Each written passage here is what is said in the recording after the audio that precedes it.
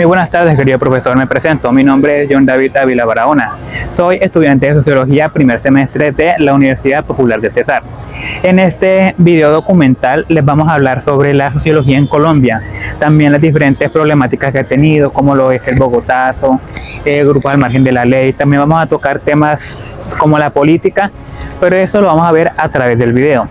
Vamos a empezar con el comienzo, valga la redundancia. Bueno, la sociología en Colombia es una ciencia que estudia la sociedad, pero sobre todo busca comprender cómo las personas se relacionan entre sí dentro de un contexto lleno de historia, conflictos y transformaciones. No se trata solo de observar la sociedad y ya, no, sino de analizar las causas de las problemáticas que las afectan y las dinámicas que moldean nuestra vida cotidiana.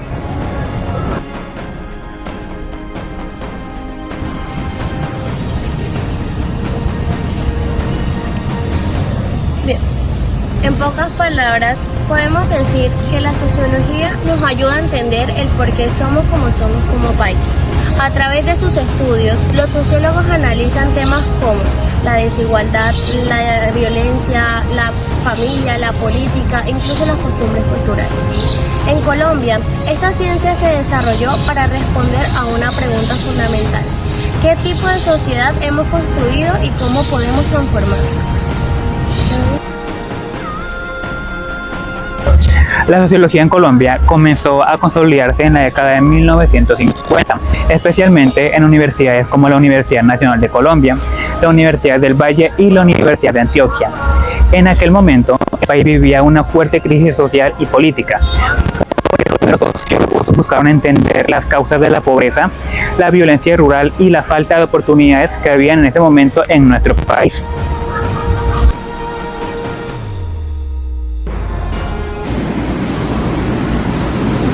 Desde entonces, la sociología colombiana ha sido una herramienta fundamental para analizar la realidad social y proponer soluciones a los problemas estructurales del país.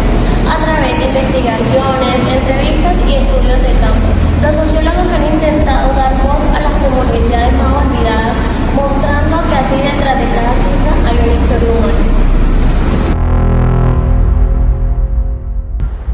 Complementando lo que dijo mi compañera, esta ciencia no solo observa, también reflexiona y propone. Los sociólogos colombianos estudian cómo influyen los factores como la política, la economía, la cultura o los medios de comunicación en la vida de las personas. Además, analizan cómo las decisiones del poder afectan a la sociedad y cómo los movimientos sociales buscan transformar esas estructuras.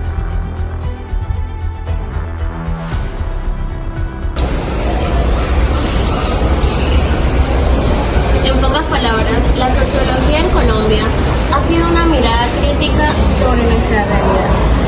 Nos enseña a pensar en colectivo, a comprender las desigualdades y a reconocer que los problemas sociales no son individuales, sino el resultado de procesos históricos que nos han involucrado a todos y que nos siguen involucrando. Por eso, hablar de sociología en Colombia es hablar de nosotros mismos. ¿Por qué? Porque hablamos de nuestras luchas, de nuestras diferencias y de la búsqueda constante para construir un país más justo, equitativo y consciente de su historia.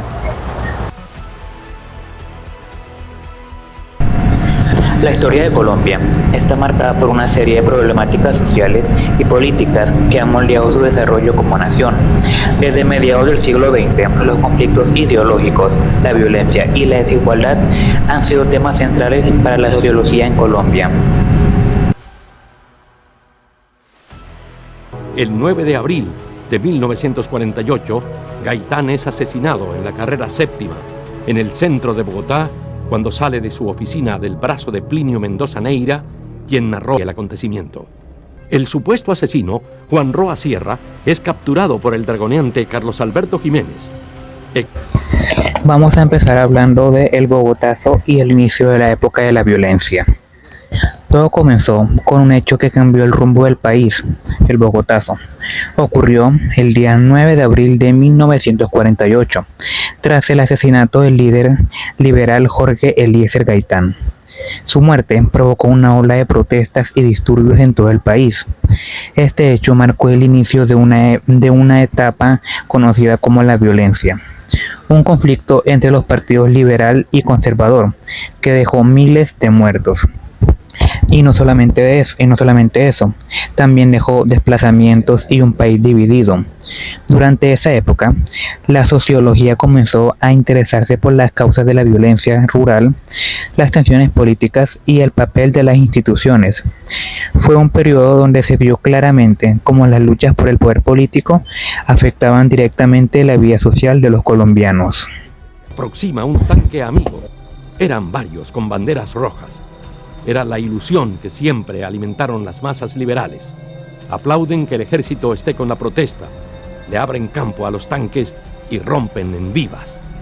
Detrás de ellos se lanzan las multitudes convencidas de que van a tomarse el Palacio Presidencial. Cuando avanza el primer tanque, gira su torreta y dispara ráfagas de ametralladora contra los manifestantes. Viene la dispersión, la confusión, la desmoralización, los muertos y la desbandada. Todo el mundo corre. Las muchedumbres se lanzan contra todo lo que tenga carácter oficial y viene la quema de los edificios y los tranvías. Los manifestantes vociferan. ¿Dónde está el Partido Liberal en estos momentos? ¿Dónde están los jefes? La famosa consigna de Jorge Eliezer Gaitán. Yo no soy un hombre, sino un pueblo. No pasa de ser una frase. Gaitán no era un pueblo, era un hombre.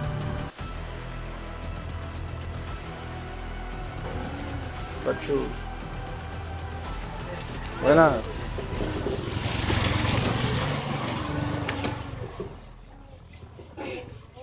¿Usted cómo mantiene su tropa? ¿Cómo la mantengo? Normal. Económicamente. Lo normal. Cada guerrillero tiene un presupuesto. Sí. ¿Cuánto es? Nosotros en estos momentos presupuestamos el guerrillero para comida, medicina, vestuario, transporte, con un rublo 900.000. Como ustedes mismos acabaron de escuchar, dicho por el comandante de las FARC, sus guerrilleros tienen un presupuesto de 900.000 pesos para salud y otros bienes. Tienen de hecho más sueldo que un colombiano promedio. Pero vamos a empezar a descifrar el porqué, cómo nacieron estos grupos, por qué ese comandante habla con esa tranquilidad como si fuera algo tan normal. Bueno, empecemos con el tema. A mediados del siglo XX surgieron grupos armados al margen de la ley, como las FARC, el ELN y más tarde el M-19. Estos movimientos aparecieron como respuesta a la desigualdad social, la falta de oportunidades en el campo y la exclusión política. En estas décadas, la sociología analizó la relación entre pobreza, violencia y política, mostrando cómo las injusticias estructurales llevaban a la creación de movimientos insurgentes. La lucha armada se convirtió en un reflejo de las profundas desigualdades del país. Y como ustedes acabaron de escuchar en la entrevista, es indignante que un guerrillero tenga en sus manos más dinero de lo que un colombiano se esfuerza por ganar mensualmente. Y todo eso se ha normalizado tanto que nosotros como sociólogos tenemos que ver el trasfondo de todo eso para poder no darle una solución, porque sería muy difícil, sino dar diferentes alternativas para poder mejorar esa problemática. Le disparó con un fusil Escobar y que solo después llegaron los policías a tomarse fotos con el cadáver. Esta fotografía, tomada en la tarde del 2 de diciembre de 1993, es reconocida como la imagen del oficial que mató al capo Pablo Escobar, el narcotraficante más buscado del mundo. En la foto, el mayor de la policía, Hugo Aguilar, exhibe el cuerpo del jefe del cártel de Medellín. El policía dijo que cuando sorprendió a Escobar en su escondite, le disparó por la espalda para evitar que escapara. Pero otra es la historia de Diego Fernando Murillo Bejarano, alias Don Berna, el posterior jefe del bloque Cacique Nutiavara de las autodefensas. En su prisión en Miami, Estados Unidos, Don Berna escribió el libro Así matamos al patrón. Durante las décadas de 1980 y 1990, Colombia vivió uno de los periodos más violentos y convulsos de su historia. El narcotráfico se convirtió en un poder paralelo que desafió al Estado y transformó la economía y marcó para siempre la imagen del país ante todo el mundo. En el centro de esa historia estuvo Pablo Emilio Escobar Gaviria, líder del Cartel de Medellín.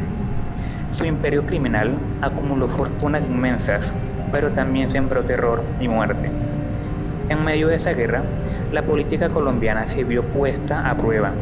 Jueces, periodistas y candidatos presidenciales fueron asesinados por enfrentarse al poder del narcotráfico. El Estado respondió con leyes de extradición, operaciones militares y alianzas internacionales, pero el costo fue alto: miles de vidas, una sociedad herida y una democracia en crisis. El día 2 de diciembre de 1993, en un tejado del barrio Los Olivos en Medellín, Pablo Emilio Escobar Gaviria fue abatido por las fuerzas del Estado. La noticia recorrió el mundo y marcó el fin de una época llena de terror, aunque las cicatrices sociales aún permanecen. La sociología nos invita a mirar más allá del crimen y a entender cómo la desigualdad, la corrupción y la fragilidad institucional alimentaron a aquel monstruo, porque solo comprendiendo ese pasado podremos construir un país más justo y en paz. La plata que más vale en este mundo es la palabra. El día que a usted alguien le falte a la palabra, métale su pepazo sin pensarlo, sin agüero. Pero si lo llevan bien, trátelos como a su señora madre. A menos de 200 metros del Congreso de la República y la Alcaldía de Bogotá. 7 guerrilleros comandados por Alfonso Yaqui e Irma Franco, vestidos de civil y armados, ingresaron al Palacio de Justicia. Eran las 11 de la mañana. Luego de tomar posiciones, por teléfono dieron vía libre para que Luis Otero y Andrés Almarales, junto con otros 27 guerrilleros, irrumpieran en 2 camiones provenientes del barrio Calvo Sur y dieran inicio a la toma que pretendía hacer un juicio popular al presidente Benito. 6 de noviembre de 1985. Bogotá amanece sin imaginar que ese día marcaría para siempre la historia de Colombia. Un comando del M-19 irrumpe en el Palacio de Justicia, el corazón del poder judicial, tomando rehenes y exigiendo al gobierno cumplir sus acuerdos de paz. En cuestión de horas, el símbolo de la justicia se convierte en un campo de guerra: tanques, disparos, gritos y fuego. Un infierno en pleno centro de la capital. Durante 2 días, las llamas devoran la esperanza de un país que mira atónito como su propia justicia es consumida por la violencia. Más de 100 personas perdieron la vida, entre ellas magistrados, empleados y ciudadanos inocentes. Otros simplemente desaparecieron y hasta hoy sus familias siguen esperando respuestas. Aquel día no solo ardió un edificio, ardió la fe en las instituciones, ardió la confianza en el diálogo y en la justicia misma. Desde la sociología, comprendemos que no fue un hecho aislado, sino un reflejo de una nación fracturada por la desigualdad, el miedo y la falta de escucha. Un país que aún busca reconstruirse entre las cenizas de su propia historia.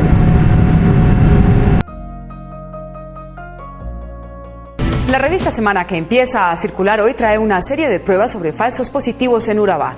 Las evidencias incluyen fotografías que muestran los montajes a los que fueron sometidas las víctimas y conversaciones grabadas entre los militares que planearon los falsos positivos con ayuda de paramilitares. Una serie de fotografías que muestran los montajes en los falsos positivos publica la revista Semana, que empieza a circular hoy. Las reveladoras imágenes muestran que a un hombre presentado como guerrillero le pusieron las botas al revés. Para los investigadores es imposible que una persona camine, y menos aún, combata con los zapatos truncados.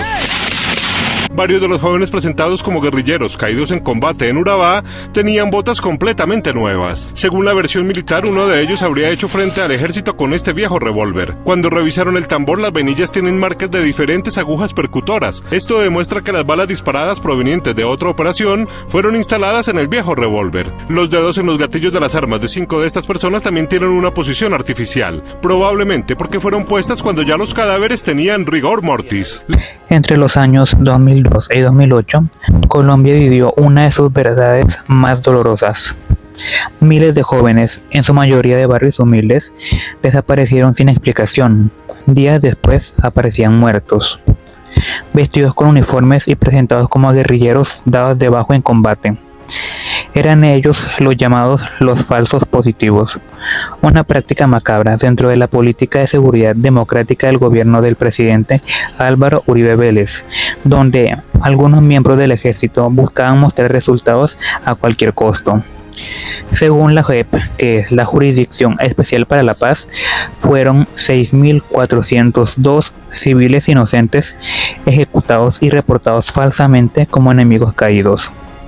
Eran muchachos que soñaban con estudiar, trabajar y ayudar a sus familias, pero la guerra los convirtió en números, en trofeos, en estadísticas sin rostro. Sus madres los siguen buscando, con fotos gastadas y voces cansadas que aún claman justicia. Desde la sociología, este hecho nos invita a mirar el fondo de la herida, un Estado que premió la muerte, una sociedad que cayó y un país que aún lucha por recuperar su dignidad. Porque recordar no es quedarse en el pasado, es evitar que la historia vuelva a repetirse.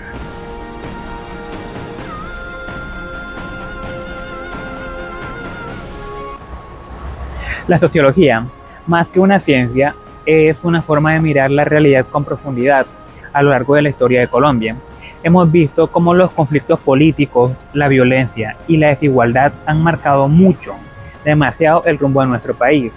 Pero también hemos visto que detrás de cada problema social hay causas que se pueden comprender, analizar y transformar.